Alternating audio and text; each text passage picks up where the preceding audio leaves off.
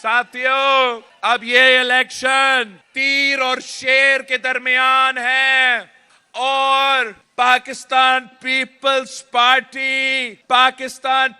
Party का निशान तीर है। ये जो शेर है, ये वो शेर है जो अवाम का खून चूसता है, किसानों का खून चूसता है, गरीबों का खून चूसता है, मजदूरों का खून चूसता है, नौजवानों का खून चूसता है। क्या आप इस शेर का शिकार करने के लिए तैयार हो? वैसे आप मुझे बताएं कि किस किस्म का शेर है? आपने कभी ऐसा शेर देखा हो जो खुद घर में छुप जाता है? ऐसा कभी कोई शेर मिला है जो खुद शिकार नहीं करता, वो घर में छुपा रहता है, दूसरों को कहता है कि आप मेरा मुखालिफ का बंदोबस्त करें, आप मेरा मुखालिफ को जेल में डालें, आप मेरा मुखालिफ का निशान छीन लें, मैं तो उनका मुकाबला नहीं कर सकता हूं। और जब शिकार हो जाता है, जब ऑपोजिशन का बंदोबस्त किया जाता है, तो फिर ये शेर बाहर से निकल जाता है।